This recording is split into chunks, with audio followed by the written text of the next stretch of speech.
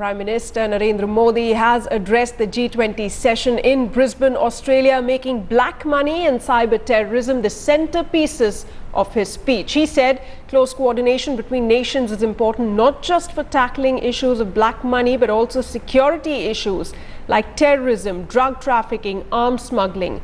He reminded the group of 20 nations that increased mobility of capital and technology have created new opportunities for avoiding tax and profit sharing. He said India supports new global standards on automatic exchange of information and it would be instrumental in getting at unaccounted black money hoarded abroad and enable its eventual repatriation. He urged tax havens to provide information for tax purposes in accordance with treaty obligations.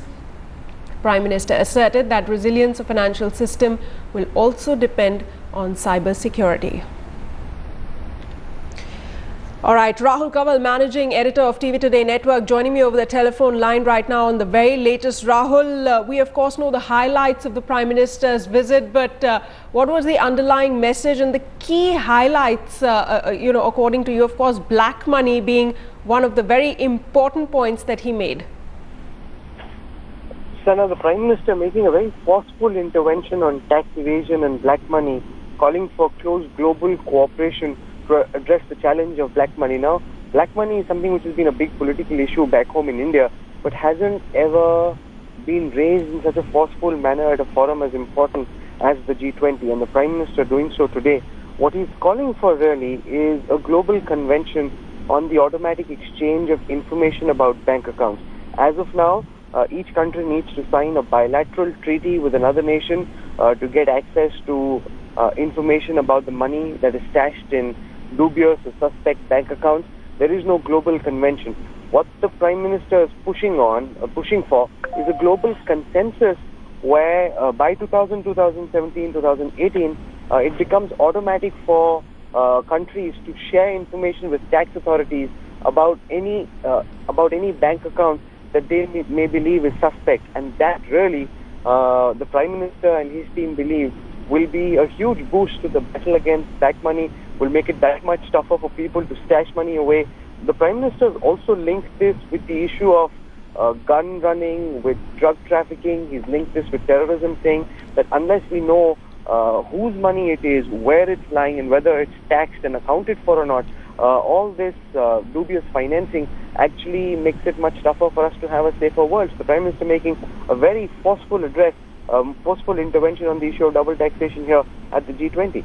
Right, Rahul, that was made clear. In fact, at the very onset of his visit, he's linked security challenges to black money stashed away in tax havens.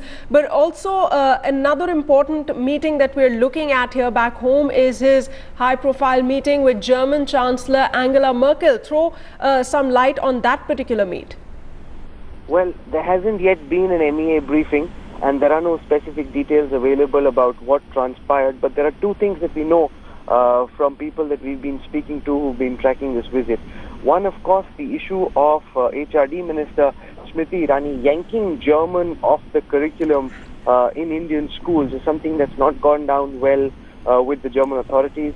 The Ministry of External Affairs was prepping before the meeting to take up, to respond to this, because remember, teaching Indian languages, especially Hindi, globally is a big priority for this government. That becomes that much tougher when you yank off languages such as German from your curriculum, and that too in the middle of the year. That's not something that's gone down well at all with authorities in Germany. That was one key concern that the Germans had brought to this meeting. But the reality is it wouldn't have been too much of a tutu-meh-meh in this meeting, for the simple reason that this is the first time that Angela Merkel and Prime Minister Modi are meeting. When Prime Minister Modi had gone to Frankfurt, he was keen on meeting with Angela Merkel at that time. But the German Chancellor was watching the German team play football in Brazil, so she wasn't available. And Germany and India have a good relationship. They want to build on it. Here are two tough, popular leaders. So I don't think there would have been too much acrimony. But we do know from what has been told to us so far that the German Chancellor said that we are waiting anxiously, Prime Minister Modi, for you to visit Germany. So he has been extended an invitation to come to Germany, and I'm sure at some point in time, very soon, that is going to be a big high-profile visit as well. Absolutely. We might just see the Prime Minister flying off to Germany very, very soon, Rahul. But also give us a sense of this is day 2 of the all-important summit. What are the engagements for the Prime Minister? Well, today is actually the first day when the Prime Minister will be stepping out of the G20. There's going to be a lunch after all these speeches get over. This is the concluding session. All the leaders are speaking one after another. The Indian Prime Minister has just finished. There is a lunch. We're told that Vladimir Putin, who's come in for a lot of criticism because of Russia's involvement in Ukraine, will probably not be staying back for lunch. He's expected to go back sooner. Yesterday, Stephen Harper, the Canadian Prime Minister, gave him quite a dressing down, saying, I guess I have no option. I have to shake your hand. But I have only one thing to tell you, Mr. Putin, you need to get out. And Tony Abbott was very firm as well. So Vladimir Putin is leaving earlier. After the lunch gets over, the Prime Minister is going at 4:30 p.m. local time for the unveiling of a Gandhi statue here in Brisbane. Immediately after that will be a reception being done by the Lord Mayor of Brisbane, where there'll be about 1,000 people from the Indian community, Australians here. The Prime Minister will be speaking at that reception. That again will be a big event. This is and then there's a reception by the Indian community immediately after that. Then the Prime Minister leaves for Sydney, which is where that big speech at the Alphonse Arena will happen at the Sydney Olympic Park. So it's really now that the lighter end of his visit begins, where the focus is on interacting with people, spending time with them. So far, he's been in the convention center at the G20, meeting his counterparts from other countries. But now is when the people leg of the Modi visit really begins, after this afternoon.